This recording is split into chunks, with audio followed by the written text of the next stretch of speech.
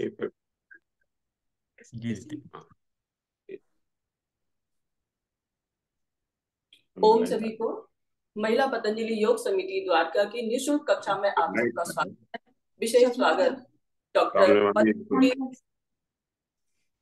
VKS Sanjay ji का। आज आपका बहुत ही महत्वपूर्ण विषय है, घुटनों की सर्जरी के बारे में है और इसकी सावधानियां कैसे हम रख सकते हैं। आपका स्वागत है डॉक्टर साहब। नमस्कार जी, आपको हमारी आवाज सुनाई पड़ रही है? जी अच्छा, नमस्कार। आज जैसा जी कि मैं साहब, सबसे स्वागत है पहले तो आपका। आप सुनाई पड़ रहा सर? जी जी, बिल्कुल सुनाई पड़ रहा है। अच्छा, नमस्कार सर। आप सभी आयोजकों को मेरा नमस्कार और आपने जो मुझे अवसर दिया उसके लिए मेरी तरफ से धन्यवाद। आज का जो टॉपिक है, वैसे तो हाँ सभी लोगों की समस्या है, लेकिन ये समस्या तभी पता चलेगी जब हम लोग बूढ़े हों, उससे पहले पता नहीं चलती। तो आप ये समझिए, घुटनों का दर्द है, ये बुढ़ापे की समस्या है। अभी हम बहुत सी चीजों को बात नहीं करेंगे कि घुटनों का दर्द कई कारणों से होता है, लेकिन दो तरह की आर्थराइटिस है वो बहुत ज्यादा कॉमन होती है। एक तो ये है रूमेटॉइड आर्थराइटिस और दूसरी होती है डिजेनरेटिव ऑस्टियो आर्थराइटिस। इनमें आप पहले तो थोड़ा सा यही अंतर समझ लें कि इनमें क्या होता है। जिसको हम आम तौर पे गठिया कहते हैं या घुटनों का दर्द कहते हैं, तो जो गठिया से हम लोग जो मतलब या डॉक्टरी भाषा में इसको संबंध करते हैं, जिसको रूमेटॉइड आर्थराइटिस। रूमेटॉइड आर्थराइटिस का क्या होता है, इसमें जोड़ों में जो हम पहले आपको बताए देते हैं कि वो रूमेटॉइड आर्थराइटिस, पहले तो आप ये समझ लीजिए कि सब अधिकांशतः जोड़ों में दर्द हो तो वो गठिया है, और खास तौर से छोटे जोड़ों से दर्द शुरू हो तब वो गठिया कहते हैं। क्योंकि हमें क्यों इसका बताना जरूरी है, क्योंकि गठिया का इलाज कुछ हद तक अलग होता है और ऑस्टियोआर्थराइटिस का इलाज कुछ हद तक अलग होता है। क्योंकि जहां तक रूमेटॉइड आर्थराइटिस होती है, उसमें शुरुआत से ही दवाइयां भी काम करती है, दवाइयां ही काम करती है, ऑपरेशन उसमें कोई ऑप्शन नहीं होता, खास तौर से शुरू में। लेकिन जब ऑस्टियोआर्थराइटिस होती है तो इसमें अधिकांशतः जब शुरू होती है तो दवाइयां काम करती हैं। दवाइयां जो कम की जाती है वो है दर्द की दवाइयां कम होती है, और दर्द को कम करने के लिए जो दवाइयां दी जाती है वही कम होती है, और इसमें बहुत ज्यादा कुछ नहीं। अब इसको क्या है कि हम अब यहां तक आपको रखें कि चाहे वो गठिया का इलाज हो चाहे ऑस्टियोआर्थराइटिस हो, लेकिन आपको ऑपरेशन की जरूरत है। तो हम जो बातें करेंगे वो अधिकांशतः बातें आपको ऑपरेशन के लिए करेंगे, या ऑपरेशन से संबंधित करेंगे, या ऑपरेशन के क्या फायदे हैं, क्या नुकसान हैं, क्या परेशानियां हैं, और उसके बाद आपको ऑपरेशन कराने के बाद, जोड़ों का खास तौर से ऑपरेशन कराने के बाद क्या सावधानियां रखनी चाहिए। तो हमारा जो आज का टॉपिक होगा वो इन्हीं सब चीजों पर संबंधित है। पहले तो हम आपको एक ही बात जानना चाहेंगे कि जब भी हमारे पास मरीज आता है तो मरीज जब घुटने के दर्द के लिए घुटने की समस्या के लिए आता है तो उसकी तीन ही समस्याएं होती हैं। सबसे पहली समस्या तो ये होती है कि उसको दर्द होता है। दूसरी समस्या ये होती है कि उसके घुटने जो हैं वो टेढ़े हो जाते हैं, और तीसरी समस्या होती है कि उसमें चाल नहीं। अब आप ये देखिए कि घुटनों का जो है उनका हमारे लिए उपयोग क्या है। घुटनों का उपयोग होता है या किसी भी जोड़ का उपयोग होता है, और जिसके लिए बहुत दो चीजें बहुत ही जरूरी है कि जोड़ में स्टेबिलिटी हो और जोड़ में मोबिलिटी। स्टेबिलिटी का आप मतलब समझ गए होंगे कि जैसे हम वजन को रखें और घुटने में लचक ना आए, तब हम उसको कहते हैं स्टेबिलिटी है। और यदि उसमें चाल ना चले तो कहते हैं भाई अब तो जोड़ है वो स्टिफ हो गया, और उसकी वजह से हमारी ये समस्या है। तो इन्हीं दो चीजों के बारे में हमें ध्यान रखना है और इन्हीं चीजों के बारे में हम बात करें। अब आप ये सोचिए कि मरीज अस्पताल में आता है तो इन्हीं कारणों के लिए आता है। वो चाहता है कि हमारा दर्द कम हो जाए, और वो ये भी चाहता है कि हमारा जोड़ चलने लगे और जोड़ में इतनी स्टेबिलिटी हो कि चलते हुए हम लचक ना। अब आप एक एक तरह की चीज को देखिए कि उसके दर्द के लिए हम क्या देते हैं। दर्द के लिए कम करने के लिए जो साधारण चीजें हैं कि यदि कहीं भी दर्द हो रहा और उसको आप रेस्ट देते हैं तो आपको दर्द में उसमें आपको आराम मिल जाता है, जो तो बिल्कुल आम बात है।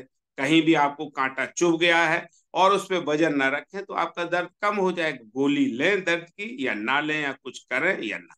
तो पहला तो है कि खास तौर से जब आपको ज्यादा दर्द हो रहा है तो उस जोड़ को आप आराम दीजिए।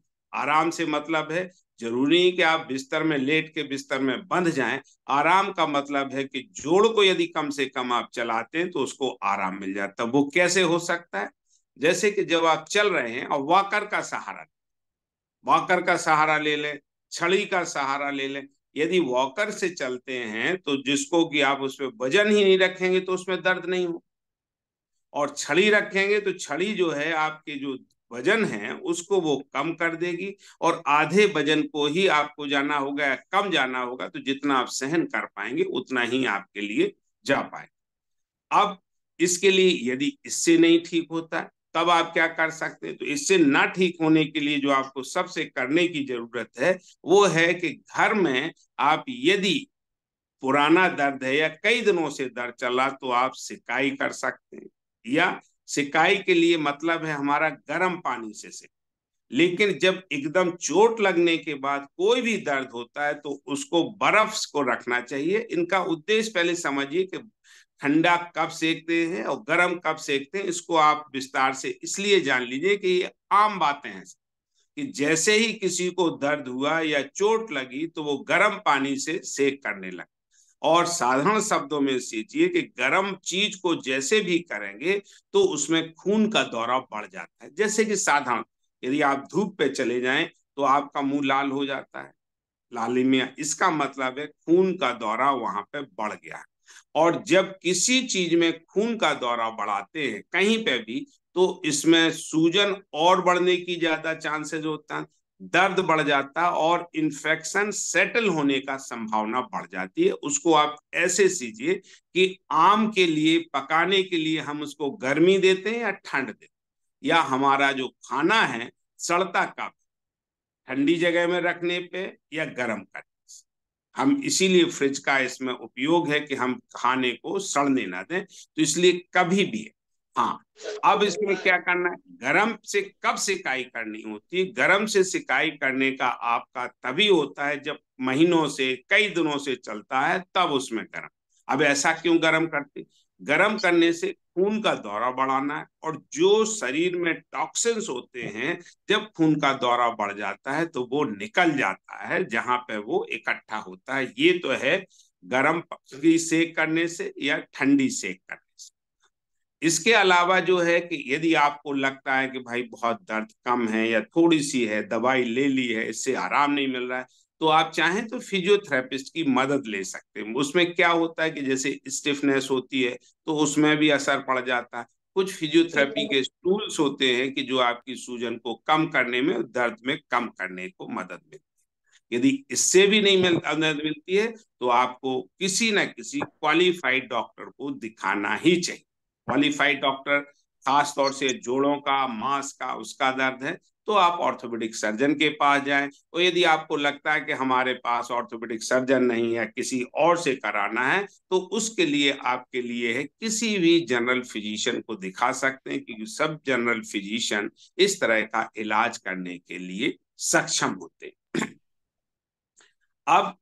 अब बात आती है कि जब इतनी दिक्कत आ जाती है कि ना तो दर्द की गोलियों से आराम मिल रहा है, ना फिजियोथेरेपी की मदद से काम मिल रहा है, और ना ही हमने फिजिशियन से कंसल्ट करने के लिए मदद मिल रहा है, तो अब आपको ऑर्थोपेडिक सर्जन को दिखाना ही चाहिए। उसके कारण क्या है? पहले तो ये है कि कोई जरूरी नहीं कि जो घुटने का दर्द हो रहा वो आर्थराइटिस ही हो। सबसे पहली बात तो ये है, क्योंकि जब उसकी डायग्नोसिस होगी तभी उसका इलाज होगा। तो इसके लिए आपको देखना यही है कि कहीं जब आप ऑर्थोपेडिक सर्जन के पास जाएंगे तो कम से कम आपकी जांच हो जाएगी, आपकी डायग्नोसिस कंफर्म हो जाएगी, और आपको ये बता दिया जाएगा कि आपके लिए सही इलाज क्या है। क्या दर्द की गोली ही कुछ दिन चलना चाहिए, फिजियोथेरेपी आपको काम करना है, आराम करना है, अपने काम को कम करना है, तो इस तरह की समस्या।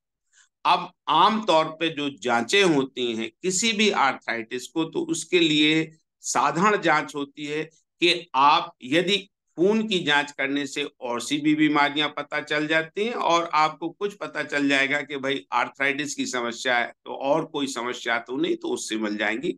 और खून की साधारण जांचें होती हैं, कोई बहुत ज्यादा महंगी भी नहीं होती। स्क्रीनिंग टेस्ट यदि आपको कराना है तो वो आपके लिए हो जाता है। दूसरा यदि इसके लिए और अच्छा होता है कि यदि उसमें ये है तो एक्सरे आपको कराना ही चाहिए। कराने का किन लोगों को कराना चाहिए? जिनके दर्द बहुत दिनों से चल रहा है, उम्र उनकी 50 साल से ज्यादा हो गई है, और वो कहते हैं कभी हमें चोट भी लगी हुई थी, और ऐसे मरीजों को यदि डायबिटीज की प्रॉब्लम है या कोई और ड्रग से प्रॉब्लम है, तो ऐसे लोगों को एक्सरे तो कराना चाहिए। और एक्सरे स्क्रीनिंग टेस्ट, कम से कम आपको ये पता चल जाएगा ये बीमारी है, और दूसरी बात ये पता चल जाएगा कि हमारे लिए ये बीमारी नहीं है, तो सबसे बड़ा आपके लिए फायदा। एक्सरे में जब भी आप करवाएं, कई बार क्या होता है, मैं ये नहीं कहता हूं, यदि क्वालिफाइड डॉक्टर्स है और बहुत ही में तो उनको सबको पता है, लेकिन घुटनों के एक्सरे के लिए हमेशा आप दोनों घुटनों का एक्सरे करवाइए। उसका कारण क्या है, कई बार पैसे के उससे समय के उस कारण लोग नहीं करवाते हैं, लेकिन आप उसमें यदि दोनों घुटनों के खड़े होके एक एक्सरे करवाते हैं तो वो आपको स्वयं भी पता चल जाएगा, और डॉक्टर ने जैसे भी आपको हाथ लगाया आपको पता चल जाएगा, या बता देंगे कि एक्सरे से ये समस्या है। तो उसका सिर्फ कारण यही है, प्रत्यक्ष किम प्रमाण। हाथ कंगन को आरसी क्या, पढ़े लिखे को फारसी क्या। जब आप उसको देखेंगे और डॉक्टर बता देंगे कि आपके जोड़ घिस रहे हैं, जोड़ ढीले हो गए हैं, घुट पांव टेढ़े हो गए हैं, तो वो आपको भी समझ जाए। जब आप एक बार को समझ लेंगे तभी उसमें इलाज में आप अपनी इच्छा भी व्यक्त करेंगे, और जो डॉक्टर कुछ बताएंगे तो वो आप सुनेंगे। कहीं आपके ही दिमाग में बैठ गया अरे भाई हमें तो कोई प्रॉब्लम नहीं, डॉक्टर ही ऐसा कुछ कहे जा रहे हैं, तो इस तरह से इलाज में क्या होता उतने अच्छे ढंग से नहीं होता। आप इसको साधारण शब्दों में समझिए, यदि हम कोई बात कह रहे हैं और आपको वो बात समझ ही नहीं आ रही, या उस डॉक्टर ने किसी ढंग से जिस बात को कहना चाहिए था वो आपको नहीं समझा पा रहे। दर्द तो एक ऐसी चीज है कि इतना हमारे नहीं पता चलता कि भाई दर्द कितना है क्या है, लेकिन जब जोड़ टेढ़े हो जाते हैं, घिस जाते हैं, जॉइंट में कोई स्पेस नहीं रहती, तो वो आपको भी दिख जाते हैं, और वो फिर आपको समझ में भी आते हैं, फिर आप इलाज कराने की इच्छा भी रखते हैं।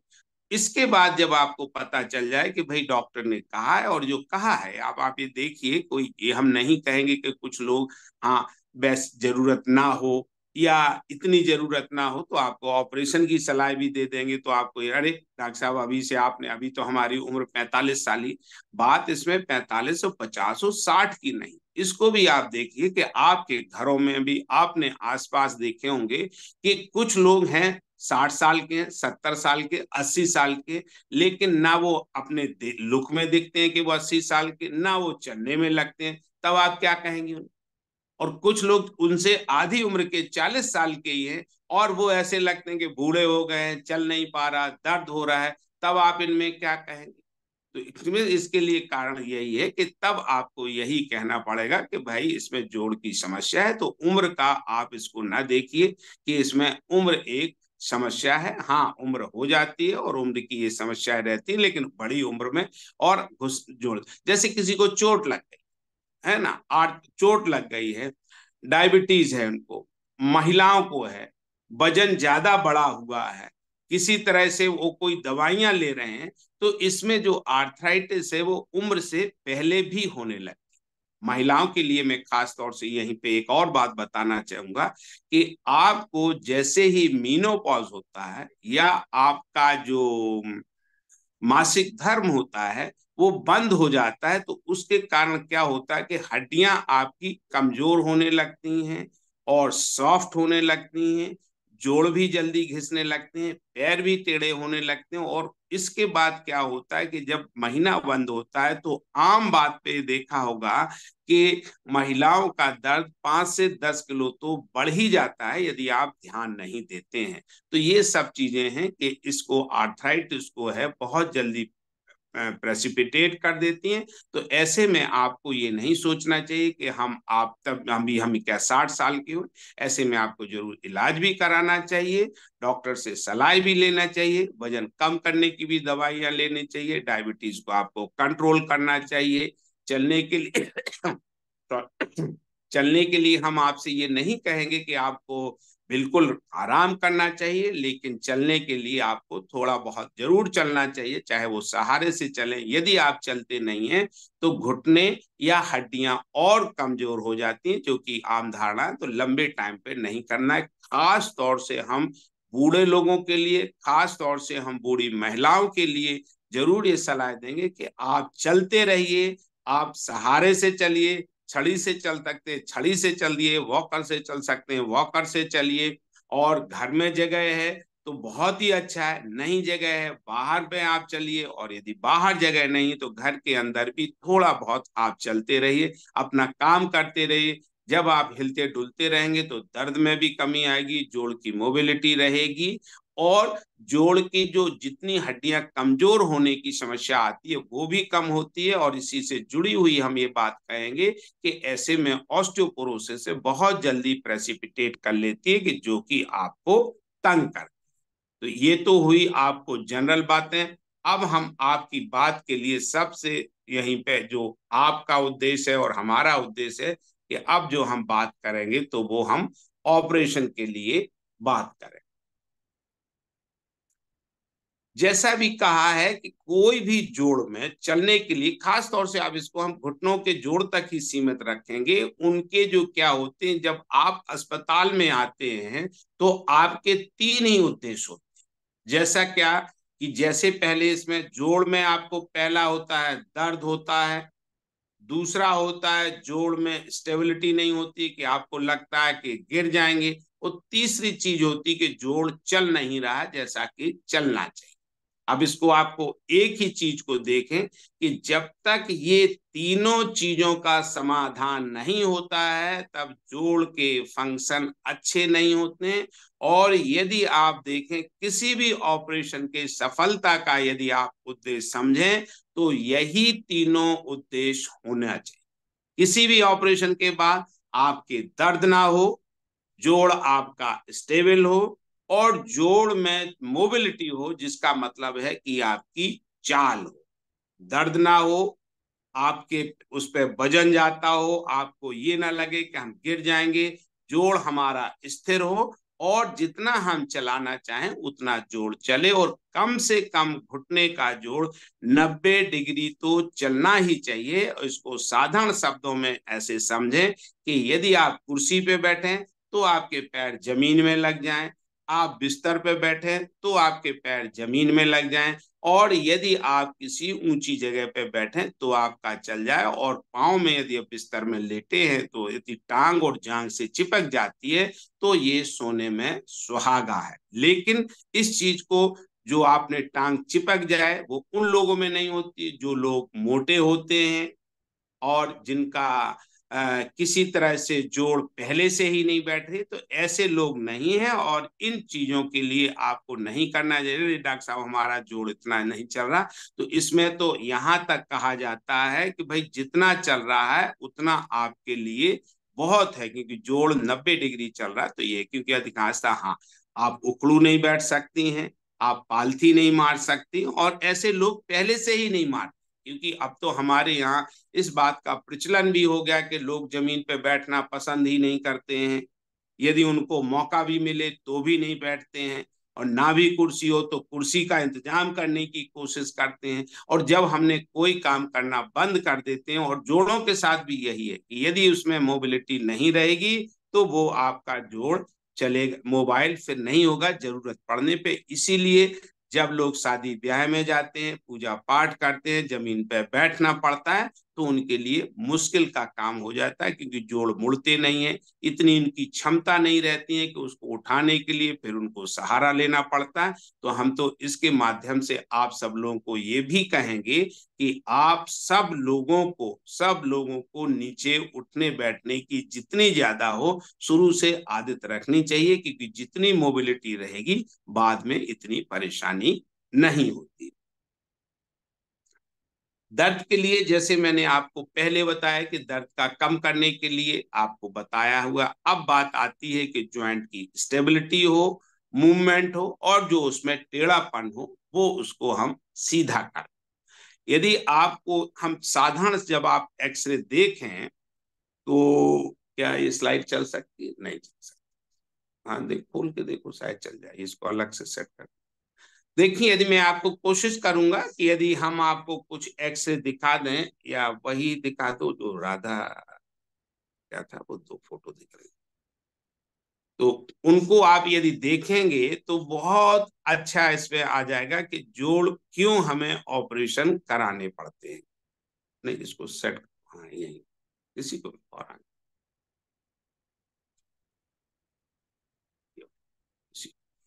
यदि हो सकता है। अच्छा चलिए, क्योंकि हम ये वैसे तो एक्चुअली में हम आपको करते, अब आपको शायद ऐसे दिख पाए या ना दिख पाए, क्योंकि यदि आप इसको जोड़ को देखेंगे तो ये जोड़ चिपक गया है। एक्चुअली समय के अभाव की वजह से हम इसको आपको अच्छे ढंग से दिखा नहीं पाए, नहीं तो हम ये स्लाइड ही प्रोजेक्ट करना चाहते हैं तो वो आपको बहुत अच्छी लग जाती है। हाँ ठीक है। और इन्हीं में ये कि जो हम ऑपरेशन करते हैं तो इन्हीं जोड़ को लिए ऑपरेशन करते हैं और जोड़ में स्पेस पैदा करते हैं। तो ये हम साधन इस पे लगाने की कोशिश करो, यदि लग जाता है। और हाँ, इसमें जूम को कनेक्ट कर दो, कनेक्ट। यदि इसमें जोड़ को होता है तो जैसे जोड़ से, तो जोड़ के अंदर जो होती है, जैसे भी जोड़ टेढ़े होने लगते, घुटने मुड़ने लगते हैं, तो उसमें घुटने मुड़ने का आप इसको देखिए, साधारण तौर पे देखिए, कोई भी चीज यदि मुड़ती है तो कहीं ना कहीं पे एक जगह पे तो ज्यादा चिपकती है और एक ज्यादा जगह पे ज्यादा खुलती है, तो उसमें जोड़ों को सीधा करने का होता है। इस ऑपरेशन को हम लोग साधारण भाषा में रिलाइनमेंट कहते हैं, टेक्निकल भाषा में इसको टिबियल ऑस्टियोटमी कहते हैं, प्रॉक्सिमल टिबियल ऑस्टियोटमी। तो जोड़ को टेढ़ा करने के लिए, सीधा करने के लिए एक बहुत अच्छा है। इसमें करते क्या है, जोड़ के लगभग 1 इंच नीचे बोन को काटते हैं। घुटने के जोड़ की बात कर रहा हूं, आप ये ध्यान रखिएगा। और जहां जोड़ बना होता है उसको 1 इंच बोन को काटते हैं। यदि हम आपको उंगली के सहारे बताएं तो यदि हमारी ये उंगली ऐसी टेढ़ी है तो हमने यहाँ पे इसमें स्पेस पैदा कर देते हैं और इस उंगली को आपको ऐसे कर, इसको आप साधारण शब्दों में देखें कि कोई भी चीज यदि इतनी तिरछी है तो वजन इसके इसी के ऊपर जाता है और ये झुकाव आता है। और यदि ये सीधा हो तो ये आइडियल होता है। कोई भी वजन, आपने खम्भे देखे होंगे, पिलर देखे होंगे, दीवारें देखी हैं, वो सब 90 डिग्री पे बनाई जाती हैं, परपेंडिकुलर बनाई जाती हैं, क्योंकि यदि दीवार का और नींव से झुकाव जमीन से जिस तरफ होगा उसके गिरने की संभावना ज्यादा रहती है। तो जहां कोशिश होनी चाहिए कि ज्वाइंट हमारा सीधा रहे, और जैसे ही आपको लगे कि भाई टेढ़े होने की संभावना है तो इसको सीधा करने की कोशिश करनी चाहिए। आजकल बाजार में बहुत सी स्प्लिंट मिलती हैं और बहुत से लोग इसको लगाते हैं। बहुत से जो कॉमर्शियल ऑर्गेनाइजेशन इसका प्रचार प्रसार भी करते हैं कि हमने स्प्लिंट लगाने से आर्थराइटिस दे दी, पैर सीधे कर दिए। बिल्कुल मानता हूं वो कुछ हद तक संभव है लेकिन परमानेंट नहीं होता। लेकिन हाँ, शुरुआत में आपके लिए काम करता है। और जिस तरह की आपकी डिफॉर्मिटी है, यदि आप जिस तरह पे आप स्ट्रेचिंग करते रहेंगे, चाहे अपने आप स्ट्रेचिंग करें, किसी की मदद स्ट्रेचिंग, जो चीज टेढ़ी है उसको आपको सीधा करने का, स्ट्रेचिंग से मतलब है जो चीज टेढ़ी है उसको आपको सीधा करने की जरूरत है। और यदि आप इतना कर सकते हैं तो आपके जो झुकाव है वो भी आपका सीधा हो जाता है, और जब सीधे हो जाते हैं तो वो आपको आराम मिलता है। इसके अलावा भी ये, एक्सक्यूज मी एक सेकंड, इसको क्या हम बंद कर सकते हैं ये वाला ना?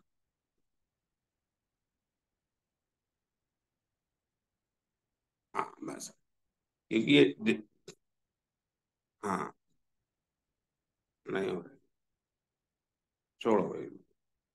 ये हमें, ये जो आप में हमारे में एक जो प्रोजेक्शन हो रहा है इनका मैडम का, उसकी वजह से डिस्ट्रक्शन हो रहा है। यदि आप ये बंद कर सकते हैं, हम तो नहीं कर पा रहे हैं, तो बहुत अच्छा है। जो महिला जो अपनी एक्सरसाइज कर रही हैं उन्होंने अपना वीडियो लगा रखा है, मैं समझ नहीं पा रहा, तो वो स्क्रीन से हट जाए, बस हमारा इतना उद्देश्य है।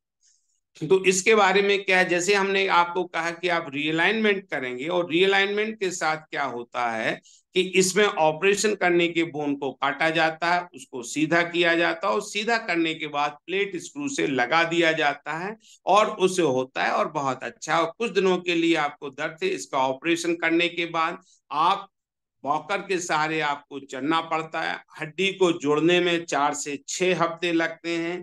एक घुटने का ऑपरेशन हो सकता है, आप दोनों का साथ साथ करा सकते हैं, लेकिन जो लोग मोटे हैं, डायबिटीज है, हाइपरटेंशन है, या उनको और कोई दूसरी बीमारियां हैं, तो उनके लिए ये रहता है कि भाई एक एक घुटना करा लें, तो वो बहुत ज्यादा अच्छा होता है। उसका कारण भी है कि यदि एक चीरा लगेगा तो बॉडी शरीर उसी को करेगा।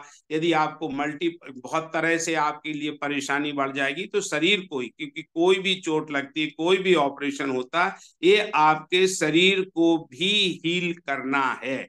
डॉक्टर या दवाइयां सिर्फ मदद करती हैं, और कोई भी हीलिंग में होता है आपके शरीर की क्षमता कितनी है, जिसको कहते हैं बॉडी रेजिस्टेंस। और जब आपके लिए होता है कि कुछ लोगों की बॉडी रेजिस्टेंस कम होती है, उनको साथ साथ इतनी बीमारियां होती है, उनके लिए इन्फेक्शन की भी समस्या बढ़ जाती है, हीलिंग की भी समस्या बढ़ जाती है, और जो पोस्ट ऑपरेटिव रिकवरी होती है उसकी भी समस्या हो जाती है।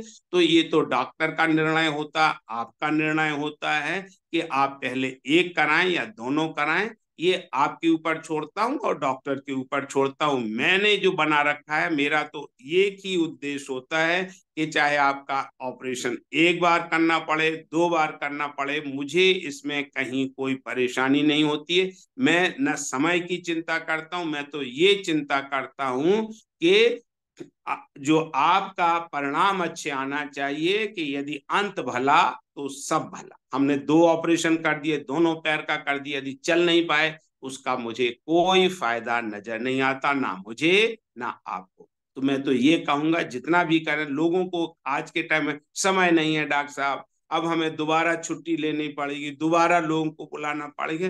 भाई ये तो आप नाप तोल लीजिए, लेकिन मैंने तो फिर एक बार कहूंगा कि अंत भला तो सब भला। मैं तो इस बात को मानता हूं। और इसके अब इसके साथ जो होती है, जो रिलाइनमेंट के लिए इसको करना क्या है, ऑपरेशन के बाद आपको एक दिन के लिए लेटना है। इसके बाद आपको वॉकर के सहारे चलना शुरू का, पहले आप बेड पे बैठेंगे, फिर चलेंगे। जरूरत पड़ने पे आप फिजियोथेरेपी की मदद ले सकते हैं। यदि आप कहते हैं घर का कोई भी आदमी आपको सहारा दे सकता है, आप वॉकर से चलते हैं। यूजुअली इन ऑपरेशंस में भी 2 हफ्ते के बाद टाके निकल जाते हैं, और इसके बाद आप चलना फिरना शुरू होता, नहाना धोना शुरू हो जाता है। क्योंकि नहाने धोने के लिए इसमें जो आम बात है हमारे यहाँ जो है कि डॉक्टर साहब नहा नहीं पाएंगे, ये नहीं पाएंगे, बिल्कुल सीधे, क्योंकि उसका कारण ये नहीं कि नहा नहीं पाए, जहां पे कटा हुआ है उस पे पानी नहीं जाना चाहिए। पानी से मेरा क्यों है, क्योंकि कुछ लोग इसको सहमत में नहीं, अरे डॉक्टर साहब पानी से क्या हो जाता। हमारे यहाँ आप देखिए, पूरे देश में हर जगह पे तो पहले क्लीन वाटर नहीं आ रहा है, और क्लीन वाटर नहीं आ रहा है तो वो तो एक चीज है जिसमें मोटी चीज नहीं, तो स्टाइल वाटर तो आ ही नहीं रहा है। तो एक अच्छा रहता है कि जब तक जख्म भर ना जाए, आपका चीरा भर ना जाए, तब तक उसमें पानी नहीं जाना चाहिए, चलाना फिरना चाहिए। स्प्रे वगैरह से आप उसको क्लीन कर सकते हैं, बॉडी को आपको कर सकते हैं। तो एक साधन भी है। वॉकर से आपको तब तक चलाना है जब तक आपकी हड्डी नहीं जुड़ जाती है। हड्डी जुड़ने का जो वो है, आपको खुद ही लगने लगेगा। जैसे जैसे आपका दर्द कम होने लगे, पैर पे वजन ज्यादा आना जाने लगे, आपको लगने लगता है कि हमारी हड्डी जुड़ गई। और कंफर्मेशन के लिए जो है, उसके लिए एक्सरे की ही जरूरत होती है, और एक्सरे ही आपको कराना चाहिए। एक्सरे के बिना उसमें कहीं पे कुछ नहीं हो पाता है, और उसी से कंफर्म होता है। एक बार आपकी हड्डी जुड़ गई और डॉक्टर ने आपको, जिन्होंने इलाज किया, उन्होंने आपको बता दिया, आप चल सकते हैं, चलते फिरते रहे। लोगों का ये होता है, डॉक्टर साहब सीढ़ियां चढ़ लेंगे क्या, डॉक्टर साहब ऊंची नीची। तो मेरा ये कहना है कि जब आपकी हड्डी जुड़ गई और आपके शरीर की जितनी क्षमता है, वो सब आप काम कर सकते हैं, और आपको सब काम करने चाहिए। और वो काम सब आपको धीरे धीरे ही करने चाहिए। धीरे धीरे शुरू होंगे। पाँव को मोड़ने के लिए यदि आपको जरूरत लगती है तो आप फिजियोथेरेपिस्ट की मदद ले सकते हैं, घर के किसी व्यक्ति की मदद ले सकते हैं। और नहीं तो आपको नीचे बैठने, पहले आप ऊंची पेड़ी पे बैठें या चेयर पे बैठें, फिर उससे कम हाइट की चेयर पे बैठें, फिर आप पटरी पे बैठें और नीचे नीचे बैठने लगते हैं। और जो लोग पहले से स्क्वैटिंग कर लेते हैं या उखड़ू बैठ लेते हैं, वो लोग उखड़ू बैठ लेते हैं। शुरू में उनको जरूर है इंग्लिश टॉयलेट की जरूरत पड़ती है, इंडियन टॉयलेट पे नहीं बैठ सकते, वो आप अपने सुविधा के अनुसार कर सकते हैं और करना भी चाहिए। डॉक्टर कुछ कह दें, पड़ोसी कुछ कह दें, रिश्तेदार कुछ कह दें, उससे नहीं, क्योंकि आपका दर्द आपको सहन करना है। तो जो आपकी क्षमता, उसका मैं कारण क्यों बता रहा हूं कि यदि आप किसी चीज पे जबरदस्ती करते हैं तो आपको, यदि डायबिटीज है या आपको ब्लड प्रेशर है, तो आपको कोई भी वो काम जिसमें दर्द होता है, आपका ब्लड प्रेशर बढ़ेगा, ब्लड प्रेशर बढ़ेगा, आपका जो स्ट्रेस बढ़ेगा, ब्लड प्रेशर बढ़ेगा, डायबिटीज का है, आपका डायबिटीज का जो शुगर लेवल है वो कंट्रोल नहीं होगा और तरह तरह की बीमारियां होती हैं। तो मैं तो इन लोगों से, खास तौर से उन लोगों से जो बूढ़े हैं और जिनकी क्षमता कम है, उनको इसी तरह से काम करना चाहिए कि अपना धीरे धीरे काम कर लें। मैं यहां तक कहता हूं, बहुत लोगों को सुनने में बहुत, अरे डॉक्टर साहब ऑपरेशन किस लिए कराया, हम तो चल ही नहीं। अरे भाई, आप 1.5 महीने में नहीं चल पाए, बिन वॉकर के सहारे 1.5 महीने तक चला, यदि 3 महीने भी आपने इस्तेमाल कर लिया तो इसमें कौन सी बड़ी आफत आ गई। जिनको कहीं बहुत, कहीं नहीं, घर में ही तो रहना, और जितना आपको सहारे की जरूरत है यदि वो ले लेते हैं तो वो आपके लिए बहुत अच्छा होता है।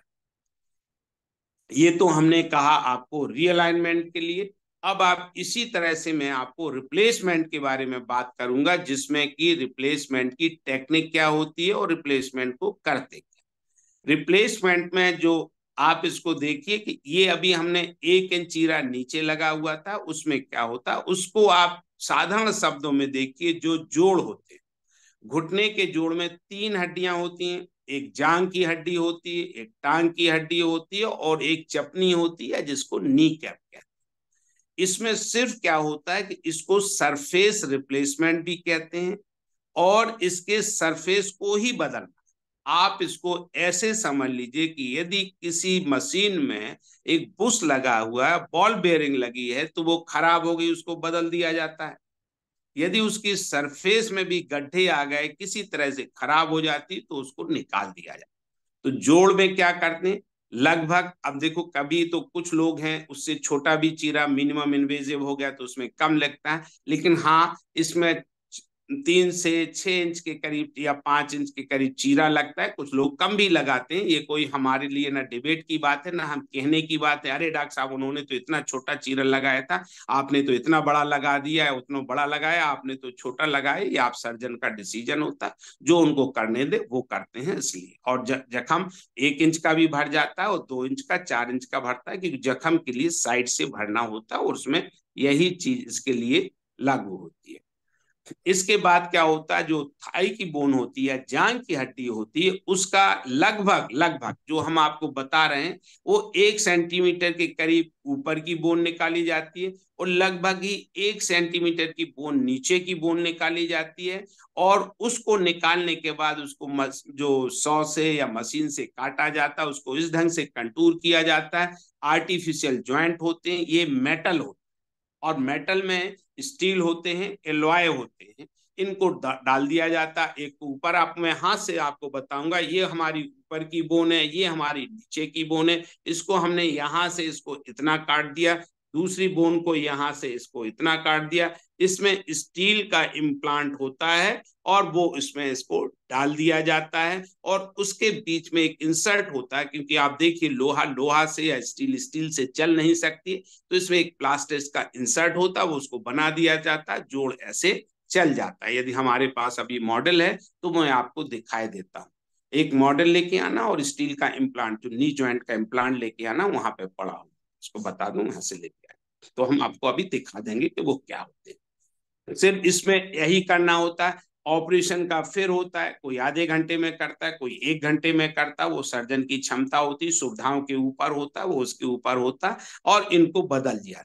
दोनों को आपको एक और इशू है कि इसको चिपकाते कैसे हैं। तो इसमें चिपकाने के जो कुछ को इम्प्लांट को चिपकाने की जरूरत पड़ती है, तो बोन सीमेंट आता है। वो ऐसे ही समझिए कि एक आम घरों में सीमेंट पाया जाता है। सीमेंट का मतलब है ग्लू है, वो इन दोनों जोड़ों को जोड़ देती है और इसको प्रॉपर अलाइनमेंट के साथ, क्योंकि जो सर्जन काटते हैं वो इसमें जो इस प्रोसीजर में जो है वो एक्यूरेसी और परफेक्शन का बहुत बड़ा रोल है। आप इसको ये देखिए, यदि मैं आपको एक बात फिर दोबारा कहूं कि यदि किसी भी चीज में यदि 1 डिग्री का झुकाव है तो वो झुकाव बढ़ता जाएगा, आज बढ़े कल बढ़े या 10 दिन बाद बढ़े या 10 साल बाद। इटली का आपने पिज्जा टावर का नाम सुना होगा, कुछ लोगों ने देखा भी होगा। उसको कभी ना कभी गिरना है, जो चीज झुक रही है वो गिरना।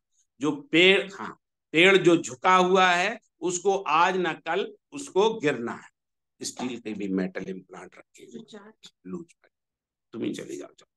तो इसको आपको यहाँ पे इसके लिए इनको ये करना होता है, इसको स्टील। अब इसमें क्या होता है जो समझिए, और इसको टाके लगा देते, दूसरे दिन के बाद इससे भी चलने लगते हैं। फिजियोथेरेपी के सहारे की जरूरत पड़ती है, वॉकर के सहारे, जिससे आपको है पाँव को मोड़ना है, धीरे धीरे मोड़ने की जरूरत होती है। क्वाड्रिसेप्स या जांघ की एक्सरसाइज करना ये जरूरी है। एक्सरसाइज के लिए आप एक ही समझ लीजिए, चाहे आप ऑपरेशन के बाद कराएं, ऑपरेशन के पहले करवाएं, बाद करवाएं, इसमें आप एक ही समझ लगे कि मिनट्स मैटर्स।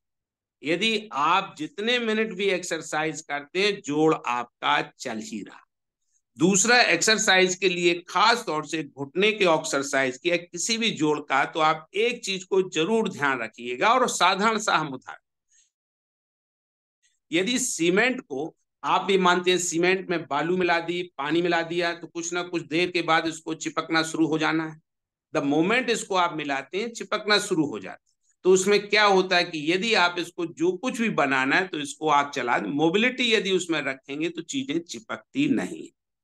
इसी तरह से जोड़ के ऑपरेशन करने के बाद जैसे भी आपको लगे कि अब हमारा ऑपरेशन हो गया, दर्द कम होगा आपको, ऐसा नहीं कि दर्द नहीं होगा, लेकिन दर्द के साथ भी यदि आप उसमें 1 सेंटीमीटर की मोबिलिटी रख देते हैं तो वो 1 सेंटीमीटर की मोबिलिटी रख देते हैं तो वो भी आपके लिए काम करता है, और यही धीरे धीरे आपको चलाने लगती है। और इसी के लिए करते हैं कि आप चलाएं, तो आप अपने ढंग से फिजियोथेरेपी की मदद है, घर वालों की तरह मदद से थोड़ा थोड़ा जोड़ को चलाने लगी, और जैसे ही जोड़ चलने लगता है करने, फिर थोड़ा सा दर्द होता है तो पैसिव स्ट्रेचिंग की भी जरूरत होती, किसी का सहारा लेके धक्का थोड़ा सा भी दिया था, धीरे धीरे चले। मैं इसको बार बार क्यों दे रहा हूँ कि जो नी ज्वाइंट रिप्लेसमेंट का या नी ज्वाइंट रीअलाइनमेंट का जो फेल्योर है, जो मैंने आपको 3 बातें पहले बताई हैं कि ये पेन फ्री हो, स्टेबल हो और मोबाइल हो। यदि आपका जोड़ है, मोबाइल नहीं होगा, तो ऑपरेशन आपके हिसाब से और मेरे हिसाब से बिल्कुल फेल है।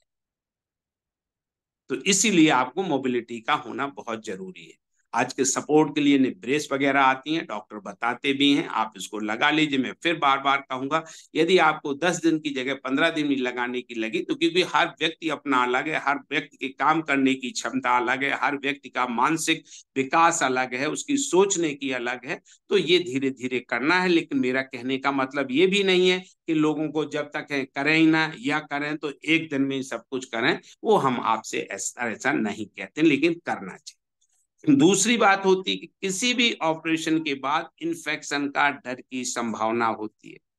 अच्छे अस्पतालों में, सुविधाजनक अस्पतालों, इन्फेक्शन जो है वो लगभग 1% के बराबर है, कि मतलब 100 में 1 आदमी के साथ ये हो जाता है।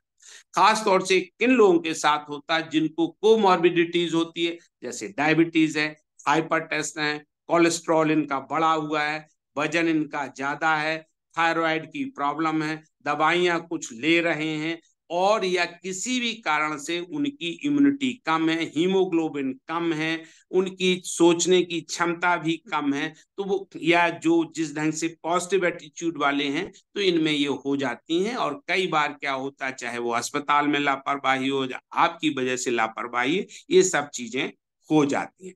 कभी भी इन्फेक्शन आने पे सिंपल कि हमने पट्टी करा ली, एंटीबायोटिक ले लिए, 2 दिन 4 दिन, कुछ दिन में होता है, लेकिन ऐसे यदि एक ड्रॉप भी पस की आ रही है, आपके कान खड़े हो जाने चाहिए। आपको इसमें रेडिकल इलाज कराने के लिए और एक्टिव इलाज कराने की जरूरत है, क्योंकि जोड़ है कैविटी के अंदर, बोरे के अंदर यदि कुछ दाने नीचे पड़े हैं तो वो आज न कल पानी में डाल दिए जाए तो वो उसमें बढ़ जाएंगे, जर्मिनेट हो जाएंगे। जर्म्स के साथ भी यही लागू होता है। तो इस चीज को आप सीरियसली देखिए और इसको आपको इलाज कराना चाहिए, इग्नोर नहीं। क्यों? क्योंकि पहले कुछ भी हो गया तो डॉक्टर इसको मैनेज भी कर सकते हैं, चाहे वो सफाई करें, दवाई दें, ये कर सकते हैं। और इसमें अपना नहीं बल्कि आप अपने डॉक्टर से, जिन्होंने इलाज किया, उनसे इलाज कराएं। आपको लगता है कि उनसे नहीं हो रहा तो आप किसी दूसरे से इलाज, क्योंकि देखो साहब, सलाह लेने में कोई बुराई नहीं है। और आप ये ना सोचिए कि भाई, एक तो आप इस बात को मान, यदि मैं सर्जन और मेरे से आपका कोई काम अच्छा नहीं हुआ तो आप ये तो समझ सकते हैं कि भाई जो हम आज भी कि हमारी सोचने की क्षमता तो नहीं बदल गई। 2 दिन के बाद हमारा दिमाग और तो हमसे कोई चीज गलती हो रही है तो वो हो रही है। उसके लिए साधारण सा शब्द है, eyes do not see what brain does not know. आंखें वही देखती हैं तो दिमाग जानता।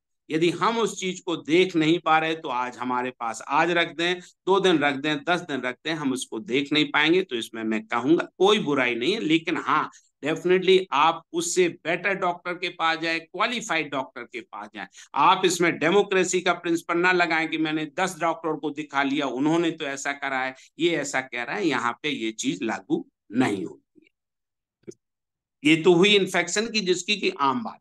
अब स्टिफनेस की हमने बता दिया कि स्टिफनेस इसमें इसीलिए होती कि जब हम प्रॉपरली शुरू में कसरत नहीं करते, बाद में हम कुछ कर दें। इसके लिए भी का वर्षा जब कृषि सुखाने, यदि जोड़ 90 स्टिफ हो गया है या 30 स्टिफ हो गया, फिर कितनी भी आप फिजियोथेरेपी कर लें, इससे नहीं होता। फिर तो ऑपरेशन भी कई बार मददगार नहीं होते। तो इन चीजों को आपको सोचना चाहिए, इसके ऊपर आपको ध्यान रखना।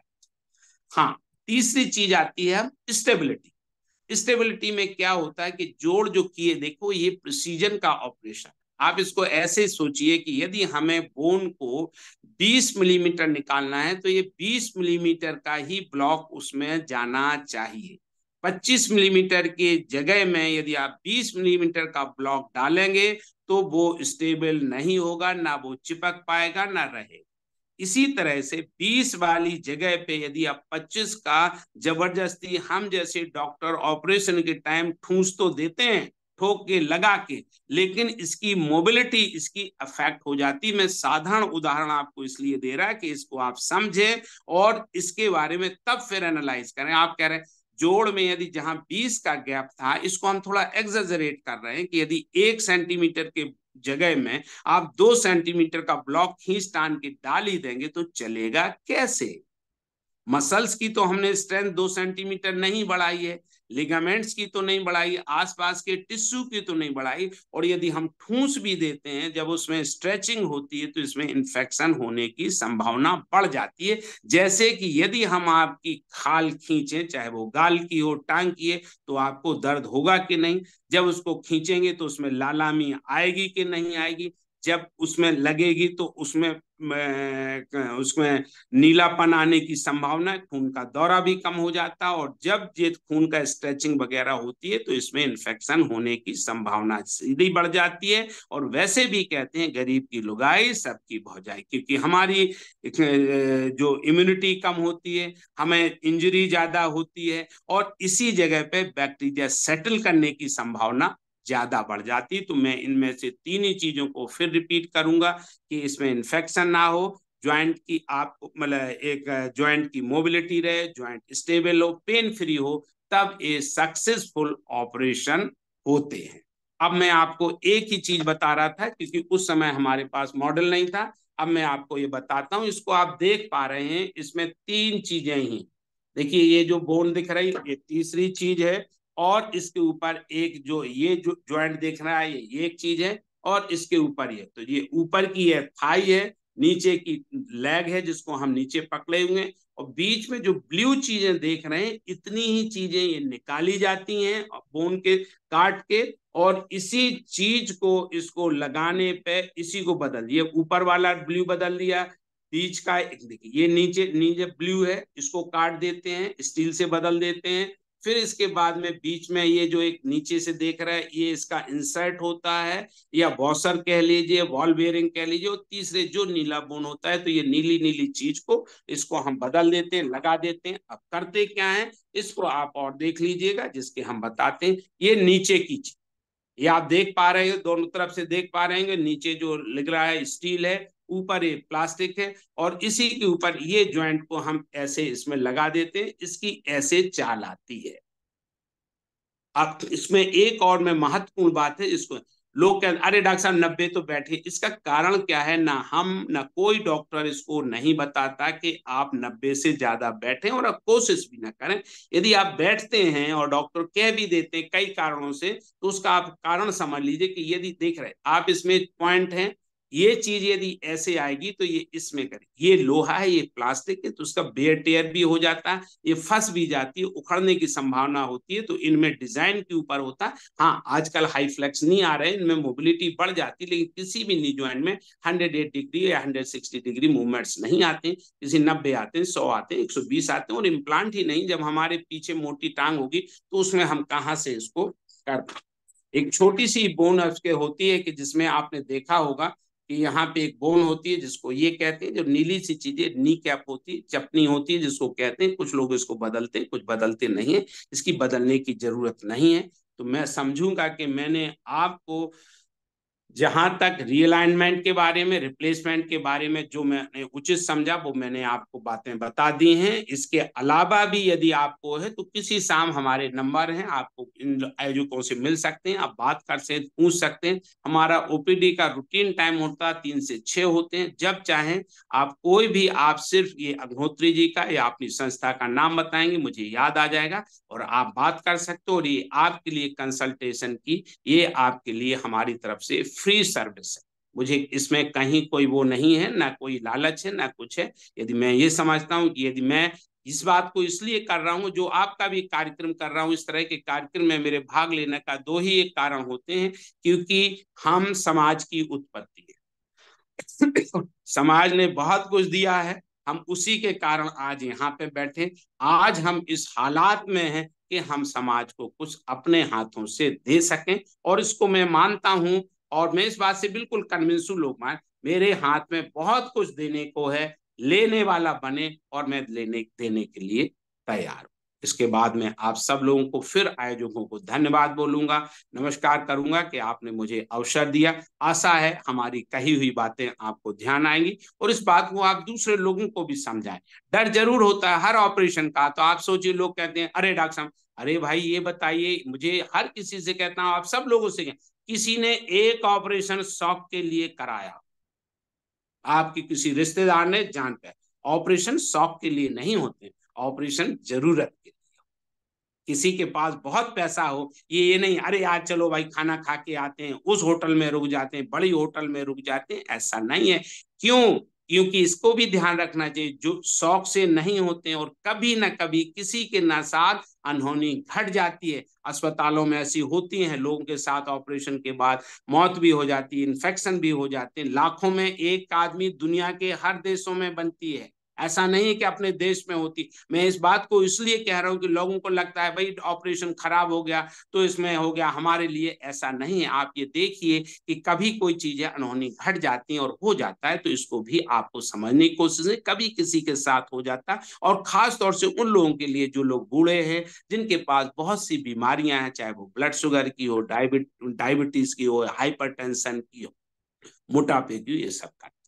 धन्यवाद, नमस्कार। मैं फिर एक बार आयोजकों को अपनी तरफ से धन्यवाद। अब किसी का कोई भी सवाल है वो आप हमसे पूछ सकते थैंक यू डॉक्टर साहब, बहुत बहुत धन्यवाद। आ, जिस चीज का सवाल है आप अपना हैंड रेज करके अपना क्वेश्चन कर सकते हैं। सभी लोग इकट्ठे माइक ऑन नहीं करेंगे, उसमें थोड़ा सा बाधा आ जाती है। हैं।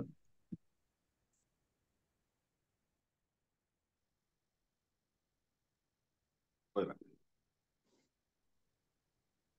हम बदल भी, हाँ अब बिल्कुल परफेक्ट हो, परफेक्ट हो।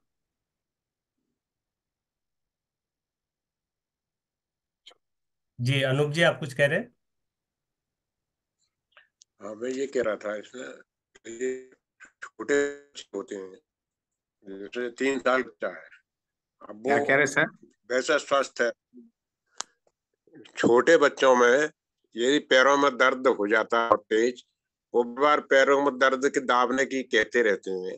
जैसे 3 साल का बच्चा है, अब वो दौड़ रहा है, स्वस्थ है, दौड़ रहा है, फिर रहा है, खा रहा है, पी रहा है, कोई बीमार नहीं है, लेकिन जब रात में सोता है तो पैर दाब दो, पैर दाब दो, पैर दाब दो, ऐसा क्यों? देखिए दाबने सर, पे उसको नींद आ जाती।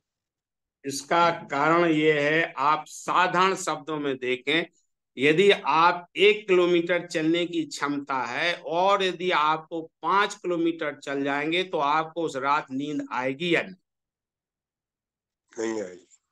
वही बच्चों का होता है, बच्चे जरूरत से ज्यादा खेल रहे होते, थक जाते, मसल्स में क्या होता है, मसल्स की भी क्षमता है और वो इसलिए करते हैं, तो इस वजह से होता है इसमें। और बीमारी के तौर में इसमें 2 कारण होते हैं। एक तो बच्चों का यदि हीमोग्लोबिन कम है, कैल्शियम या विटामिन डी की डेफिशिएंसी होने से इस तरह से होता है। जी, धन्यवाद। और इसमें घबराने की कोई बात नहीं। एक दूसरा ये होता है, आप बिल्कुल समझ रहे हैं, हमें आपको सबको मालिश करवाने में मजा, यदि हमारी कोई मालिश है तो अच्छा लगेगा। अब बच्चे की मालिश यदि दादी मिल जाए तो वो करवाना चाहेगा कि नहीं, और माँ ने कहीं कर दी तो साहब से तो सोने में सुहागा है। वो और मेरी पोती है असल में 3 साल की, तो इसलिए मैं उन्हें पूछा।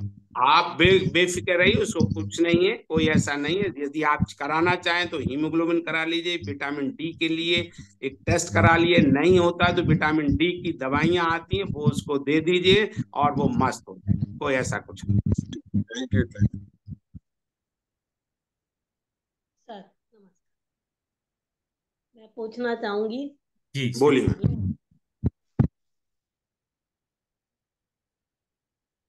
बोलिए। हाँ हाँ, मैं पूछना चाहूंगी, मैंने 2012 में अपना घुटनों का ऑपरेशन करवाया हुआ है, ठीक दोनों मैम। घुटनों, हम्म। है ना। उसके बाद में क्या है कि अब मुझे धीरे धीरे दूसरी प्रॉब्लम होने लगी है, जैसे जांग के जोड़ों में दर्द होने लग गया है, एक पैर में ज्यादा। हाँ, उसके लिए मुझे क्या करना चाहिए? आपने जो ऑपरेशन कराए थे दोनों घुटनों को, उसमें ऑस्टियोआर्थराइटिस थी या रोमेटॉइड आर्थराइटिस? मेरे ख्याल से अब इतना मुझे ध्यान नहीं है, लेकिन मतलब क्योंकि उसमें दोनों। क्या होता है, यदि जिन लोगों को गठिया की शिकायत होती है तो जैसे घुटने खराब होते हैं, ऐसे कूल्हे के जोड़ भी खराब होने लगते हैं। हाँ, वो खुले नहीं, पहले नहीं, कुछ भी नहीं था, नहीं नहीं लेकिन नहीं, वो नहीं, देखिए 2 चीजें हैं। आर्थराइटिस एक प्रोग्रेसिव बीमारी होती है, तो इसमें ये होते रहते हैं और चलते रहते हैं। एक तो ये है। दूसरा ये है, यदि आप एक्सरे करा लीजिए, इससे आपको पता चल जाएगा यदि वो जोड़ खराब हो रहा है, यदि आर्थराइटिस है तो आपको हो सकता है ऑपरेशन की भी जरूरत, और यदि मिनिमल होगी तो दवाइयों से आपको काम चल जाएगा। और आपकी उम्र को जो हमें लगता है, आप इसमें बीएमडी, जिसमें बोन मिनरल डेंसिटी एक टेस्ट होता है, विटामिन डी का टेस्ट होता है, ये आप करा लीजिए। जब ये होने लगता है, ऑस्टियोपोरोसिस होती है, तो भी दर्द बढ़ जाता है। एक यदि घुटने के दर्द के आगे टांग में दर्द जाता है, तो डिस्क जैसी या डिजेनरेटिव स्पाइन की प्रॉब्लम होती है, तो उसमें एक कमर का एक्सरे करवा लीजिए और आई एम श्योर कि आपकी ये समस्या हल हो जाएगी। और जैसे घुटनों में और पैरों में सूजन आ जाती है, क्या? ऑपरेशन के बाद, ऑपरेशन के बाद। नहीं, ऑपरेशन से पहले जैसे किसी के दर्द है ना। हाँ। क्या कहते हैं, भतीजे की बहू है, उसके पैरों में सूजन पड़ी हुई है, एकदम उम्र ऐसे क्या? जैसे रबड़ जैसा होता है। उम्र उम्र उम्र उनकी होगी करीब 55 के करीब होगी। तो उनमें भी होता है, एज से रिलेटेड आर्थराइटिस हो जाती है। और जब जोड़, आप इसको देखिए, यदि मसाले को घिसा जाए पत्थर पे तो कहीं ना कहीं नीचे तो गिरता ही है ना वो, तो इसी तरह से जब जोड़ घिसते हैं तो इसमें इन्फ्लेमेशन होता है, इन्फ्लेमेशन के कोई डिपॉजिट हो जाते हैं, वो इकट्ठे हो जाते हैं, तो उसकी वजह से होता है। और सूजन होना अकेली या कभी चल लिए ज्यादा तो उसकी वजह से दर्द हो जाता है, लेकिन एक्सरे और जांचें कराएंगे और डॉक्टर से किस सलाह लेंगे तो आपको शुरू में जैसे मैंने कहा कि कुछ आप पेन किलर ले लीजिए, फिर बैंडेज मान लीजिए, सिकाई कर लीजिए, आराम मिल जाता, बहुत अच्छा। नहीं तो फिर किसी डॉक्टर को दिखा लीजिए। Thank you sir. अंशराज अच्छा। मित्तल जी, अंशराज मित्तल, अपना वीडियो भी ऑन करें। जी, ओम जी सर। नमस्कार मैम। हाँ जी, नमस्ते डॉक्टर साहब। बोलिए, जी डॉक्टर साहब, मेरी दीदी को पूछना है। जी बताइए। हाँ पूछिए जी पूछिए। डॉक्टर, मेरे सीधे पैर के घुटने में बहुत दर्द रहता है। तो इसमें जैसे हमने एक्सरे कराया था, तो जो हड्डी पैर में नीचे सीधी जा रही है, उसमें बहुत हल्का सा कर्व आ रहा था एक्सरे में। हाँ हाँ,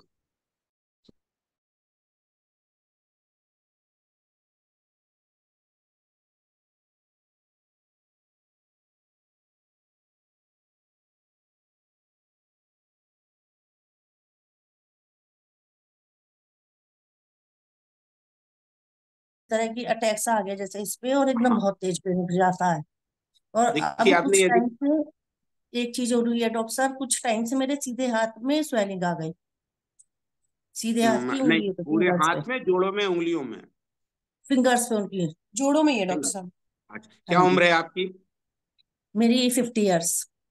मैम देखिए, ये आर्थराइटिस के वैसे जहां तक आप बता रहे हैं वो साइन होते हैं, और उसकी वजह से ये सब चीजें होती हैं। जो आपने कहा अटैक सा होता है, ऐसा अभी हमने बताया, पत्थर घिसने पे तो जोड़ घिसते हैं और इसमें नोड्यूल्स आ जाते हैं।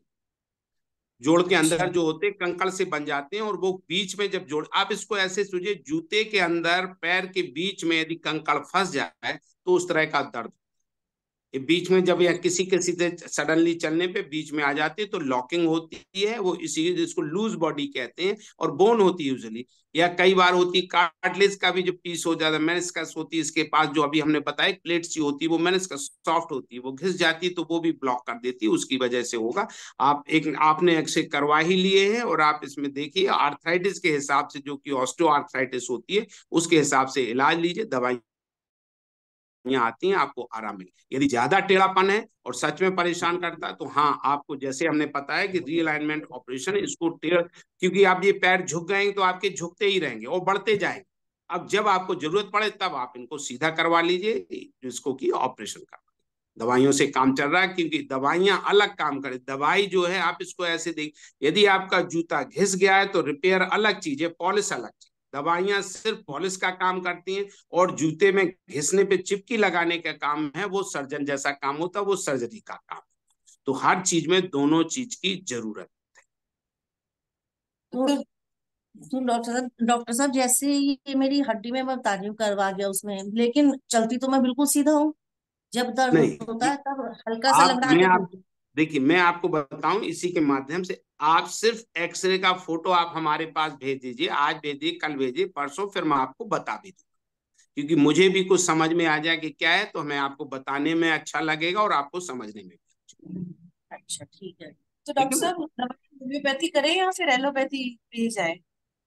क्या कह क्योंकि रही हैं? हमारे दवाई एक्चुअली हम होम्योपैथी सोच रहे थे स्टार्ट करने की, तो आप क्या वो देखो सही मैम, रहेगा या ऐसा है, एलोपैथी? आप दवाई की बात ना छोड़िए, आप ये कहिए कि यदि आपको भूख लगी है तो आपके लिए पराठे अच्छे हैं, पूड़ी अच्छी है, रोटियां अच्छी है, ब्रेड अच्छे हैं, समोसे अच्छे, तो सब चीजों से पेट भरता, सब चीज।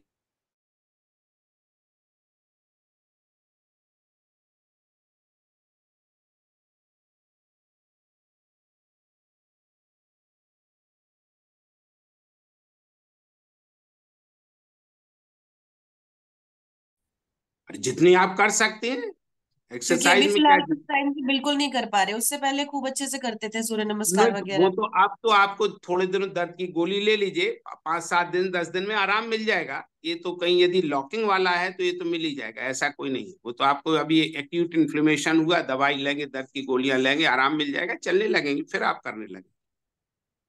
ये है कोई डॉक्टर फिक्स साहब। नहीं हो जाने वाला जोड़, ऐसा बिल्कुल नहीं कि अभी नहीं चल पा रहा 2 दिन तो 10 दिन के बाद ये बिल्कुल जाम हो जाएगा, ऐसा बिल्कुल नहीं। जी, तो आप जैसे एक्सरे कह रहे हैं डॉक्टर साहब, दोनों घुटनों का निकलवाएं एक का ही?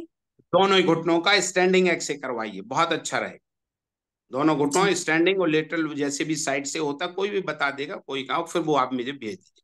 प्रेफरेबली डिजिटल करवाइए, और डिजिटल ही आजकल हो रहे हैं, और उसी से कहिए वो फोटो खींच देगा, जो जो एक्सरे करता है, या एक्सरे की आप फोटो उसी व्यू बॉक्स पे खींच जाएगी तो बहुत अच्छी क्वालिटी आती है। अच्छा जी, तो आप डॉक्टर साहब अपना नंबर शेयर कर देंगे तो हम आपको फिर बिल्कुल, आप भेज यहीं पाएंगे। से ले सकते हैं। मैं फिर आप सब लोगों को बता देता हूँ, आप जो लोग सुन रहे हैं लिख लीजिए, 9411 जी। जी डॉक्टर। 9411 411 जी। 55। जी मैं डॉक्टर। फिर एक बार ठीक है। रिपीट कर रहा हूँ, 9411 411 55। जी डॉक्टर। थैंक यू डॉक्टर साहब। थैंक यू क्या सर। ऐसे दर्द दर्द ठीक होने के बाद पैर टेढ़े हैं तो करना चाहिए सूर्य नमस्कार? देखिए सर, सूर्य नमस्कार एक एक्सरसाइज है। जब आप खड़े होते हैं, जो आपसे हो सकता है वो आप करते रहे, बस गिरे ना, ना इतने टेढ़े हों कि जिससे आपको चढ़ना है। क्योंकि आपने देखा लोग बतख की तरह चलते हैं, तब उनके लिए मुश्किल होता है। उसका कारण क्या है? जब झुकाव आ जाता है तो आप वजन उस पर नहीं रख सकते, ना इतनी देर खड़े हो सकते हैं, तो गिरने का डर है। यदि कोई आदमी बतख की तरह नहीं चल रहा है तो वो 100% सूर्य नमस्कार भी कर सकता है और एक पैर पे खड़ा भी हो सकता थैंक यू डॉक्टर साहब। है। नमस्कार। जी, रेखा जी।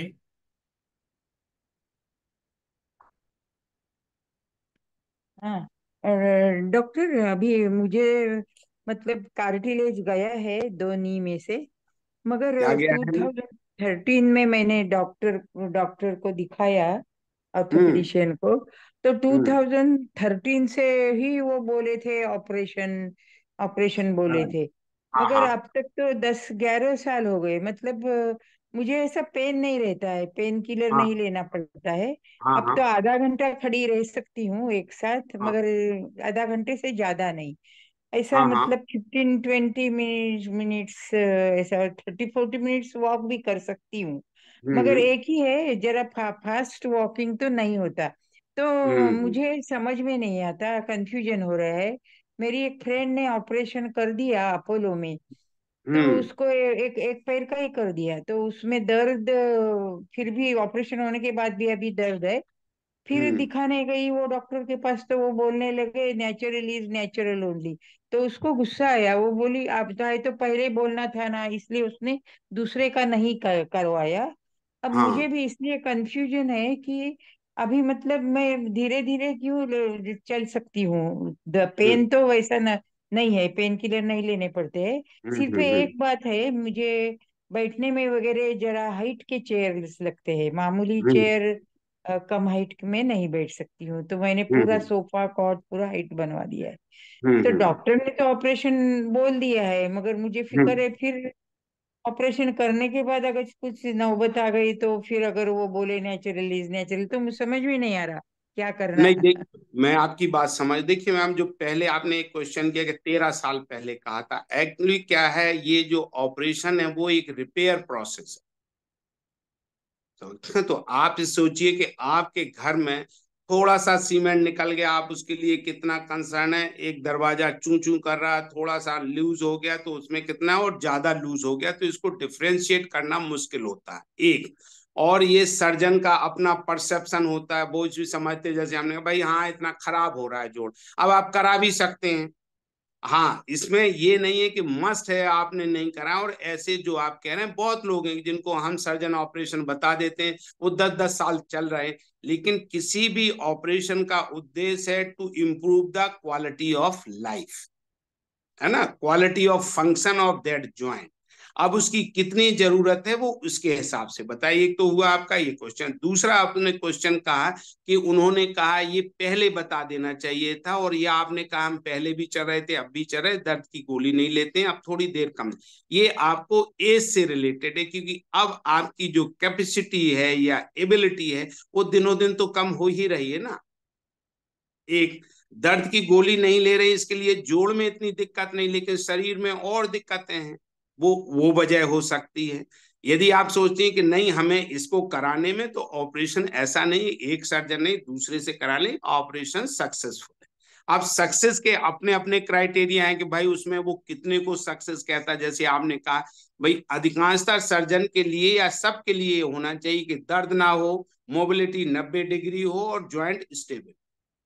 यदि वो किसी तरह से आपको मिल जाता है तो वो सक्सेस ही है। हाँ, कहीं पे है उतना परफेक्शन नहीं हो पाता होगा, हर सर्जन के हाथ में उतनी कैपेबिलिटी नहीं कि he can give you the perfection, that could very, और पर्सन टू पर्सन है। सर्जरी तो एक इंडिविजुअल की है। पॉजिटिव एटीट्यूड के लोग होते हैं उनके अच्छे रिजल्ट आते हैं, अलग रिजल्ट आते हैं। जो लोग थोड़े से नेगेटिव हैं उनके नहीं आते हैं। एक्सपेक्टेशंस, एस्पिरेशंस, ये सब चीजें भी, इनका भी रोल होता है। आपको मैं तो ये समझूंगा यदि दर्द है, चलने में कोई दिक्कत है, तो आप ऑपरेशन जरूर कराइए। और आप कहती नहीं हम इतना चलते हैं, इतनी जरूरत नहीं, वॉकर के सहारे अपना काम चल रहा है, आपको हम नहीं समझते कोई ऐसी ज्यादा जरूरत। पैर जरूर थोड़े बहुत टेढ़े हो रहे होंगे, ऐसा हो नहीं सकता कि ना हो रहे हों, तो वही उसी की वजह से आपको चलने में सब थोड़ी सी परेशानी होती कृपया क्वेश्चन छोटे पूछें, समय बहुत हो गया है। Thank you. डॉक्टर साहब के पास कितना समय है कह सकते हैं, आज बहुत डबल समय लग गया है। बस एक तो अलका जी का क्वेश्चन है, उसके बाद सब। जी, छोटे क्वेश्चंस पूछें जी, और उसके बाद धन्यवाद करते हुए शांति पाठ करा के, अगर डॉक्टर साहब का समय होगा तो फिर कर रिकॉर्डिंग स्टॉप कर दें प्लीज।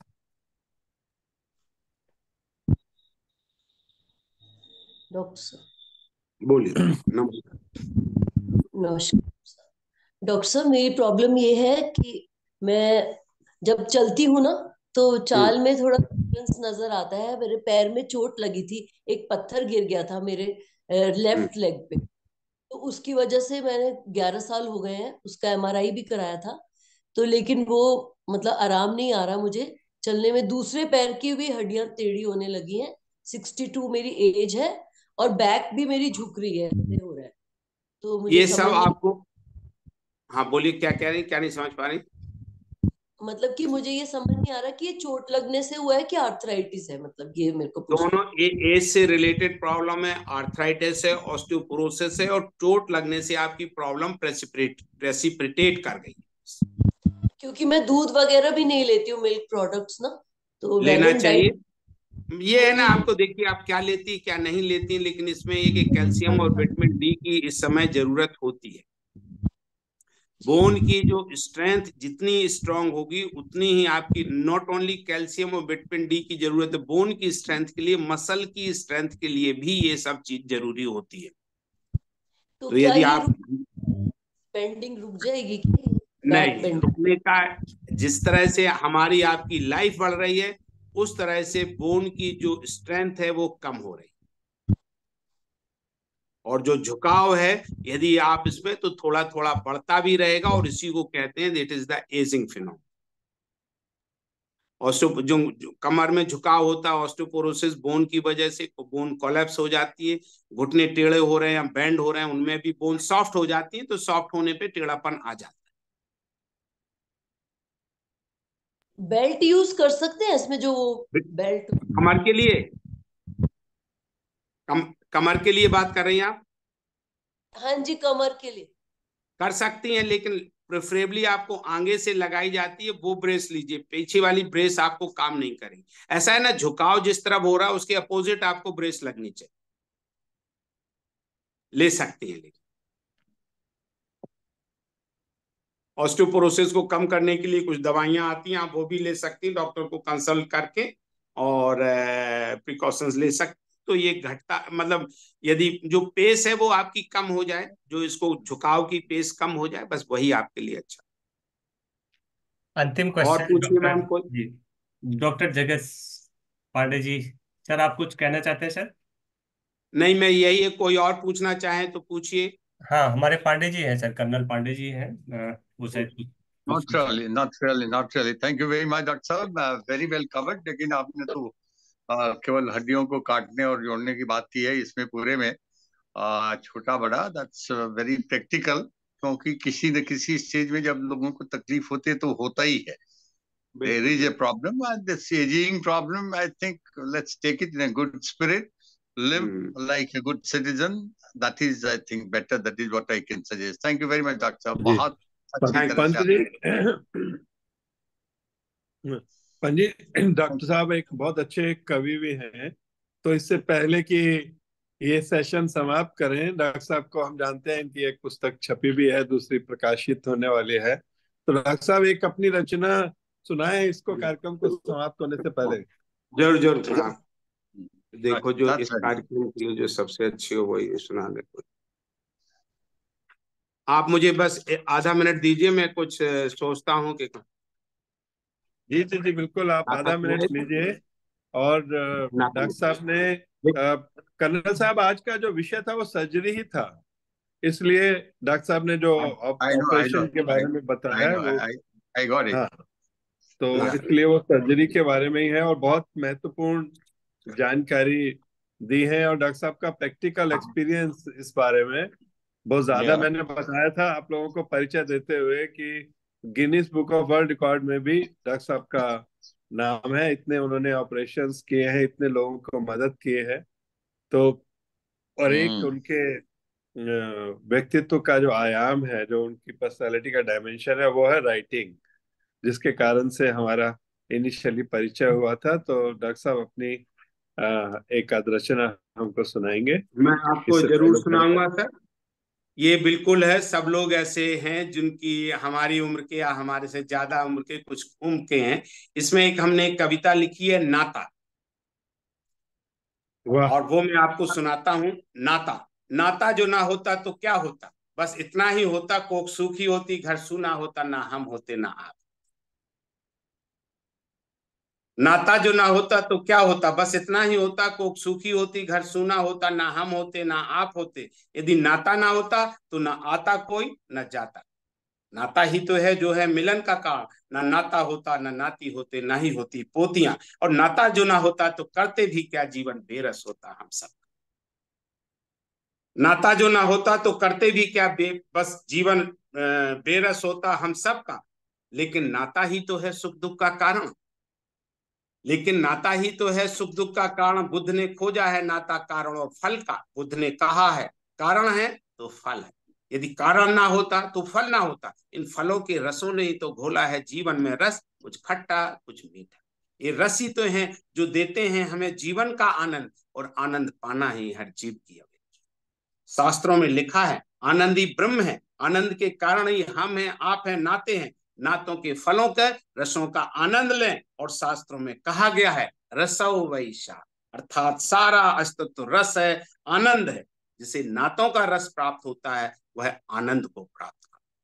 और आनंद का नाता भी तो नातों से है। नातों को जीवित रखें विज्ञान के ढंग से। जीवित और अजीवित में अंतर है हलचल का, हलचल ही तो है जीवित होने का लक्षण, और नाते ही देते हैं जीवन में हलचल।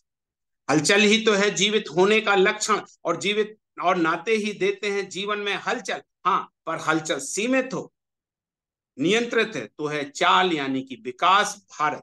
यदि हलचल असीमित हो, अनियंत्रित है तो है भूचाल यानी कि विनाश महाभारत। नाता व्यक्ति से हो या प्रकृति से, जब नाता व्यक्ति से छूटता है समाज टूटता है। जब नाता व्यक्ति से छूटता है समाज टूटता है, जब नाता प्रकृति से छूटता है व्यक्ति टूटता है, हो जाता है पंच तत्व में विलीन। ओम शांति शांति शांति। सुंदर सर, बहुत ही सुंदर, बहुत वाह बहुत डॉक्टर साहब, वंडरफुल, थैंक यू सर। बहुत बढ़िया। बहुत सुंदर।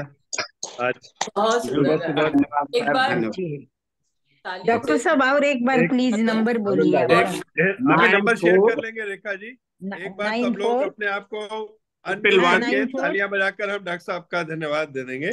एक बार सब अनम्यूट करके ताली बजा सकते हैं हम लोग। धन्यवाद सर।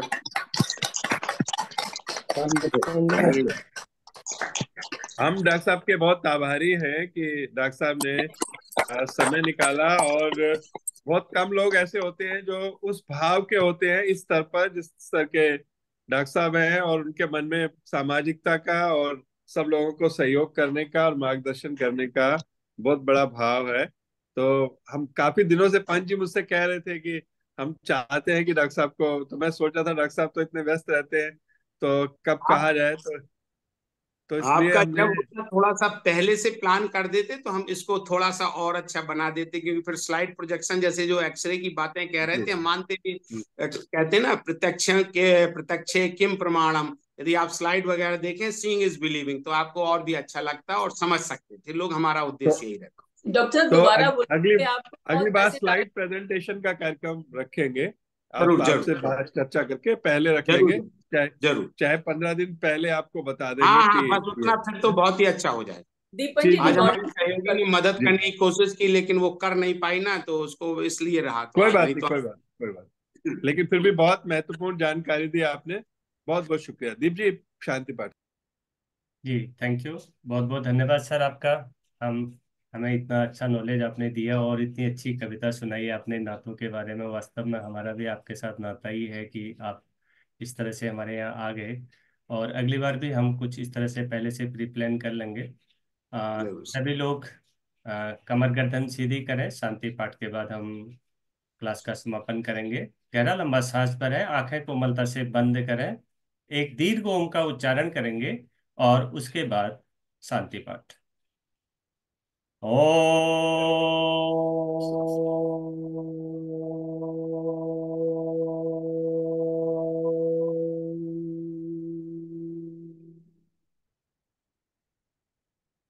ओम द्यौ शांति अंतरिक्षे गुम शांति पृथिवी शांतिरापः शांतिरोषधयः शांति वनस्पतयः शांतिर्विश्वे देवाः शांति ब्रह्म शांति सर्वगं शांति शांतिरेव शांति सामा शांतिरेधि। ओम शांति शांति शांति। कुछ क्षण इस शांति का अनुभव करें, दोनों हाथों को आपस में जोड़ें, प्रभु का धन्यवाद करें। आप सभी का भी धन्यवाद कि आप सुबह सुबह इस प्लेटफॉर्म पर आए। आप सभी का धन्यवाद। आपका दिन शुभ हो, मंगलमय हो। दोनों हाथों को घर्षण करें, उससे निकली हुई ऊष्मा को अपने मुखमंडल पर लगाएं। Thank you. एक बार नंबर बोलिए डॉक्टर साहब।